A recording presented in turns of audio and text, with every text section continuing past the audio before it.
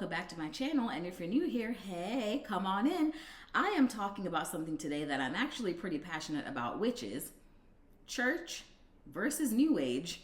What happens if you can't pick a side? Let's get into it. I have so many clients, people on my socials, in my comments, who ask me all the time, as someone who has had a near-death experience, as a quantum physics girly, as someone who is into metaphysics, as someone who is a spiritual life coach, do I still believe in God? Do I still go to church? How do you justify those things? Am I being demonic if I'm into New Age, but I like to go to church?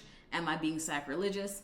This is something that people struggle with so much, and I want to help you navigate that, especially if you are a person that is spiritually gifted also. Now, let's get into this. First off, you don't have to choose.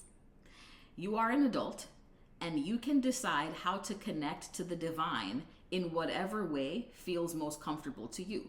There is literally not a slave master over your back that's going to whoop you for reading your birth chart and then going to church. There is nobody that's going to beat you up for doing tarot and reading your Bible. There is nobody that's going to beat you up for being a medium and also believing in Jesus Christ.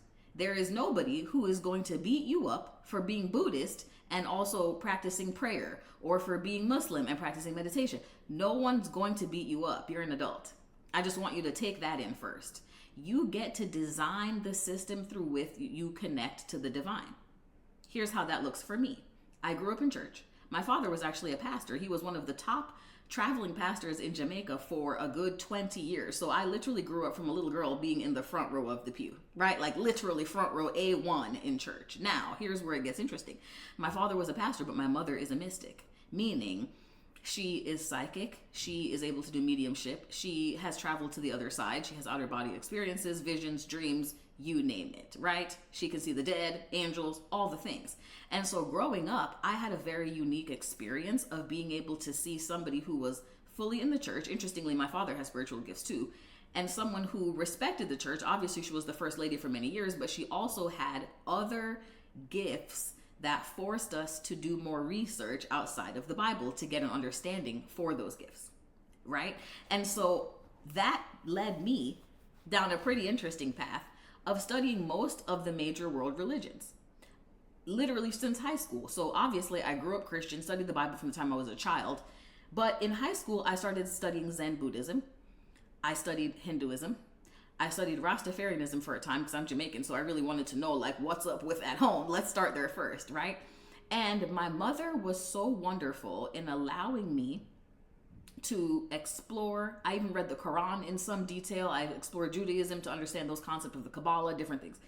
And my mom would have such rich, detailed conversations with me, going over pros and cons, things I believed in, things that didn't align with me, questions that I had, that allowed me to get a global or holistic understanding of spirituality. I've studied shamanism, Native American practices, you name it. Many people who have spiritual gifts, those are typically more aligned to shamanism. And so I find that a lot of Christians struggle because the answers you're seeking to the gifts that you have are touched on in the Bible, but not in deep enough detail, so you think you're crazy or demonic. But I have actually found that studying many world religions, they're all just different paths to God. There's actually a really beautiful story out there on a podcast called Next Level Soul, which I love. You guys should check it out. And there is an individual who had an NDE, and I went to the void. They went all the way to the other side. We'll talk about the sort of different levels of that after you die or have near-death experiences in another video. But this person went all the way to the other side, and the guide that was taking them through that process took them into a building that actually many people describe when they have NDEs, which is a huge white building with an endless amount of doors. And the guide took her into one door and opened it, and it looked like an active church service. And he said, "Do you see God here?" And she said, "Yes." He took her to the next room, and the inside looked like a Hindu temple. And he said, "Do you feel God here?" She said, "Yes." She went to subsequently 3 or 4 more rooms of different world religions. The very last room was a man by himself crying on his knees, praying. And the guide said, "Do you feel God here?" And she said, "Yes." And he said, "The reason I took you to all of these rooms and asked you if you could feel the presence of God is so that you could understand how things actually work on this side, which is these are all just different cultural paths to the same source." God is there in the midst of them all. And that is why you don't have to choose. That is why if you feel like you're going against something, you're actually not. That's like taking an alternate route home. You're still going to get there. Your back street doesn't care if you take the front street. You're not cheating on your alleyway if you take the road out front. Do you understand what I'm saying? Now, here is where the rubber meets the road for a lot of people. Because I do believe you should have a holistic view of spirituality. Here's the truth. I've read the Bible many times over, but it would be foolhardy for me to only read one book. Do you know how many books there are in the world? Right. If you think about all the major texts that accompany the world's major religions, there's a lot of gems in each of those texts. People don't even realize, for example, that in Islam, Jesus is actually quite a main character in Islam. He's one of the most prolific prophets in the Quran.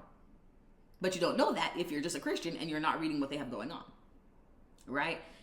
So I say that to say, get a holistic view, allow yourself to research, and know that no one is going to come beat you up. And when I say no one, let's drill into that.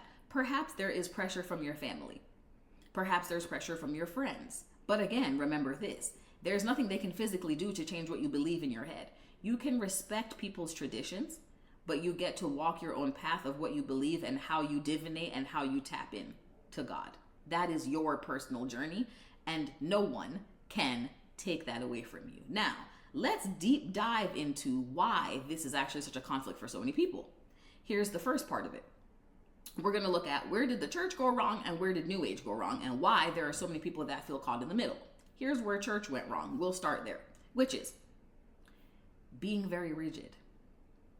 Rejecting any other ideas that are not in the Bible. And here's the problem with that. Even the Bible itself is not complete. The Apocrypha is missing. The book of Enoch being one of those books. There are several books missing from the Bible. And those books talk about things that are pretty interesting, like Nephilim and angels procreating with humans and angels introducing humans to astrology and tarot and jewelry and weapons and all types of things that were not included in the final King James Version of the Bible. So one, we're limiting people from the full knowledge. We're limiting people from reading other books to get a holistic understanding of spirituality. And also, we're doing a lot of Old Testament condemning, if we're real, even in 2026. LGBT folks are being persecuted. Folks that are interested in learning anything outside of what it says in the book are being persecuted. And this is where a lot of people are being driven away from the church. Why can't I read other books? Why am I not allowed? Why can't I meditate? Why can't I go to yoga? Why can't I talk to God on my own in different ways? None of that is demonic. And a lot of people are finding that God and a relationship with God is different than religious mores designed to control society. Those are two different things. And people are beginning to wake up to that concept. Listen, God knew our soul before we ever chose a body. I don't think it's a shocker to him that people are gay. So the Bible can say what it wants to say, but I don't believe that there is a God, a divine source who is on such a high frequency and nothing but pure love would hate an individual because of who they choose to be with in gender. In fact, there's a book I love called Bringers of the Dawn by Barbara Marciniak that goes through sort of the history of the universe and how things were aligned. She is a very powerful channeler. And she said, most of you humans are caught up on the gender of the individuals that you love or sleep with, when really you should only be engaging with people on the love frequency. It's not about the gender of the person you sleep with, it's the frequency of the person. We're missing the boat. So I think that is what has driven a lot of people away from the church, because it is rejecting individuality, is rejecting holistic spirituality. It is rejecting that there are multiple paths to God, and it calls anything that is not within the confine demonic, which is quite dangerous, because there are actually things that are demonic that people need to learn the difference and how to pull those threads apart. And if we call everything demonic, then we're actually not preparing people spiritually to be able to recognize the voice of God in its many forms and recognize evil spirits and things that are actually demonic. We're actually doing people a disservice in the church. Do you see how that happens? If everything is demonic, if you're telling me yoga is demonic, then I won't know how to actually hear demonic spirits talking to me. I won't actually be able to see them in people. I won't be able to see them in places and spaces, because I'm looking at the yoga folks who, I guarantee you, are doing nothing but trying to process emotion in the body, be in a place of wellness and enlightenment. That's all that's happening over in the yoga studio. It's not deep. Been there. Spoiler alert. Okay? Now, if we swing to the other end of the spectrum, which most people do, who feel church hurt or church rejection. There's a lot of people who have felt judged in church, like they didn't fit in. They were told they can't be who they are, and so they have an internalized wound that I call church hurt, okay? Most people swing from church hurt to New Age because New Age says, you're the master of your universe, you're in control of everything, you can see the future, you can manifest anything, you can make anything happen that you want. So, folks who were in the church who felt like they didn't have much control are now like, ooh, I have all the control. I can design this. I can control this. I can see the future. I can get the answers. This feels much better than being in a powerless state and being told that I'm a bad person because I don't tithe, right? So people swing the spectrum and they go over to New Age. Now, here's where New Age gets slippery. Yes, it is founded in science. Yes, it is rooted in ancient spiritual knowledge that has been around for thousands of years. The problem is the way it's presented. Let's take manifestation as an example. Number one, New Age teaches you that manifestation is essentially you being Harry Potter with a magic wand, able to make anything happen that you impress upon this quantum field, this electromagnetic field that surrounds the earth. Now, is that based on proper science? Yes. And quantum physics? Yes. Is it based on ancient spiritual knowledge? Absolutely. But the problem is it's missing a piece, which is manifesting is actually co-creation. It is you and God. God is source. God is the universe. God is that electromagnetic field and that infinite quantum realm of possibilities. That is God. You cannot simply impress things upon it and get your way like an ATM. And here's why. You have a soul contract. You have a purpose. You have predestined life events that were planned by your soul and your spirit guides before you got here that you cannot supersede. So let's say, for example, it is within my soul contract that I have to experience heartbreak from an individual, right? There's no amount of manifesting that's going to help me stay together with that person because it would be in violation of my soul contract. Similarly, if I'm supposed to experience poverty at some point in this life to catalyze something, to learn something, to further my soul growth, to unlock something, me trying to manifest my way out of that situation may not work, because it's part of my soul contract and I have to simply write it out until such a time for that to change. So New Age gives you a false sense of control that you don't actually have, and here's where that can look even dangerous. If you guys remember the trans woman that said very demure, very mindful, that individual went viral so fast that she has since come out and said it created a drug addiction and I spent and lost so much money that it ruined my life and put me into depression. You know why? Because you manifested a thing that you wanted, but it may not have been for your highest good. That's where New Age is misleading.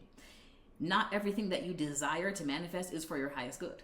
And you are in a system in which there are spirit guides, angels, God, soul contracts, things that supersede you because they are designed for your highest good.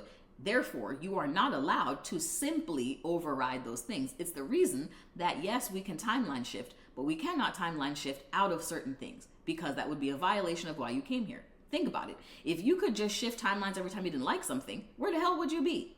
You'd learn nothing. Your soul would never evolve. This whole thing would break and not work. Souls would never evolve. We would never learn anything. We would never grow. We would never reach enlightenment if we could simply avoid negative situations. And that is what New Age is teaching you. New Age is also teaching over dependence on divination tools. Here's where that gets really dangerous. And I noticed this starting in COVID. People lost income during COVID. So we have to remember that a lot of things that we saw during the pandemic were people grasping at straws on how to make more money. One of the ways in which people decided to make more money virtually, because we were all stuck inside, was doing tarot online. That ate up a lot of people because it made you dependent on these individuals on the internet to tell you what's going to happen in your life. Again, it's not that there are not people who are psychic, who can see the future, who can do tarot, who can tell you things that are very insightful. There are many gifted people out there. However, here's what's actually happening. You feel a loss of control, and you're being promised that the tarot will tell you everything about your future so that you can feel less anxiety. So you start to use it as a vehicle to regulate yourself, and that is where it's dangerous. Tarot and no form of divination is supposed to be a self-regulation tool for when you feel like you don't know what's happening in life. It's there to get divine insight that is for your highest good. So a tarot reader telling you every week that your toxic ex is going to come back is harming you. And here's what it's also doing. It makes a lot of people sit in limerence. Limerence is what happens as a result of trauma. When we go through trauma, especially at a young age, limerence is where you put on rose-colored glasses and you escape in your mind to a made-up idealistic best-case scenario, because the brain is wired to survive. It is easier to go into daydreaming than to deal with reality if reality is quite upsetting. Tarot furthers limerence because, again, rather than sitting with the fact that your toxic ex is actually gone and should be, you're going to tarot readings every week that tell you, but he may come back, but it may work out. He's your twin flame. This is just a brief separation. It's really supposed to work out, when it is keeping you in that limerent state of rose-colored glasses to avoid a harsh reality of what's actually occurring. So essentially, New Age can swing the other opposite pendulum angle that the church is swinging, and people end up feeling burned both ways and stuck in the middle. So what does the middle path look like? Here's what it looks like for me. And before we get into here's what it looks like for me, I want to make another disclaimer too. If you are a person that has a foundation in the church and you've been exploring New Age, here is 3 categories to let you know you're moving into unsafe territory so that you can feel more certain about the things you're involving yourself in. First is atheists. If you can look at the design of this planet, the design of your own body.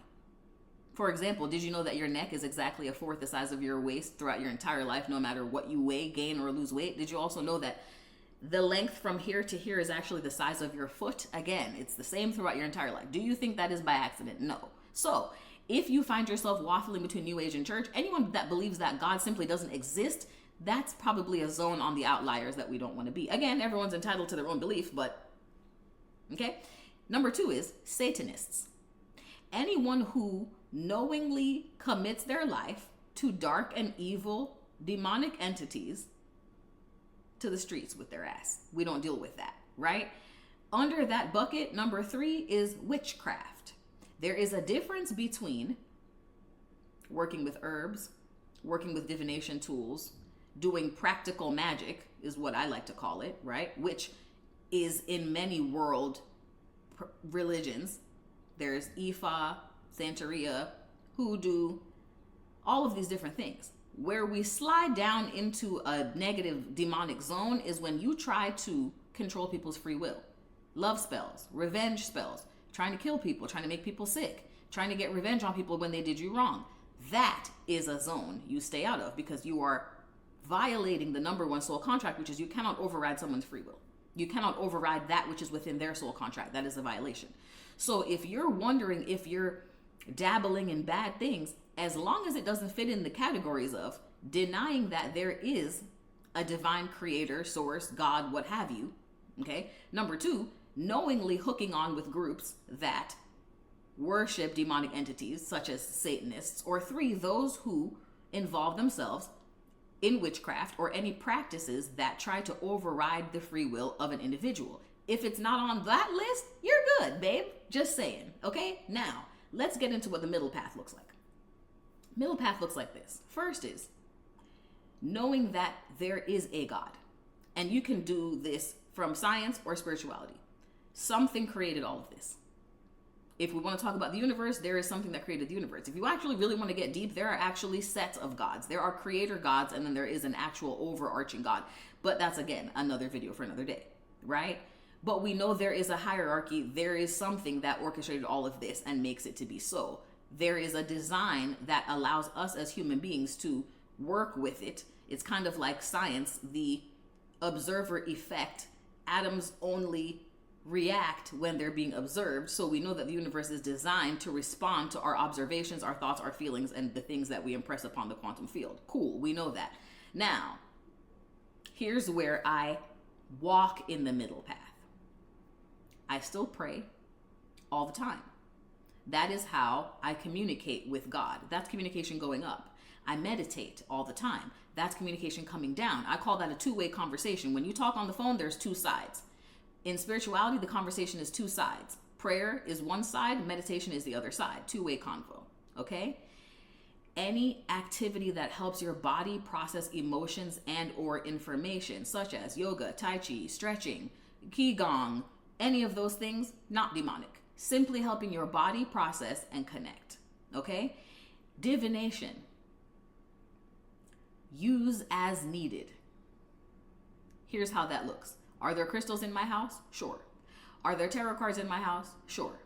Do I depend on them on a daily basis? No. Because I am wired and designed to talk to God directly. I have a group of spirit guides who were assigned over my life before I was born, who are here to make sure I'm on the right path. And I can talk to them directly. Now, sometimes if I'm not hearing back or getting a clear message or a clear indication, I'll use one of these divination methods to get extra messages. However, I'm not shaking the crystals every day. I'm not shaking up the tarot deck every day, because that will interfere with my relationship with God and my communication loop with God and my spirit guides. So using them, fine. Over dependence, not fine. Here's also something that I call sort of the middle path in terms of how I handle manifesting. I get very clear on my desires. I get very clear on what I want. But I also pray for that which is for my highest good. I pray for a better option than those I'm aware of. Because again, as I like to say, we aren't aware of everything that exists. This is why manifestation is best done as a co-creative process. Think about when you're applying for jobs. God knows all the jobs, you don't. So if you're focused on one job, there's probably a better one you didn't know about. That's where manifesting gets really good. When it becomes a co-creation of my desires, my intended outcomes, with this infinite loop that you are aware of, and you can pull and magnetize to me things that are for my highest good. When it comes to practicing worship, I do that however I feel best. If I want to go to church, I'll fall through church. If I want to watch it on YouTube and watch, the virtual church, I can do that too. If I don't want to, I don't have to do that either. If I want to pray and sing at my house alone, I can. If I want to listen to gospel, I do that. I listen to shamanic drumming, I'm going to do that. I sing my mantras, I do that too. Om, that's going up also. Why? It's all helping me connect to the divine. It's all helping me process this human experience. It's all helping me get a deeper understanding. It's all helping me holistically be a better human while I'm in this flesh bag and my spirit is down here having an experience. So I say all of this to say you get to craft your spiritual experience as long as you're not playing in the dark.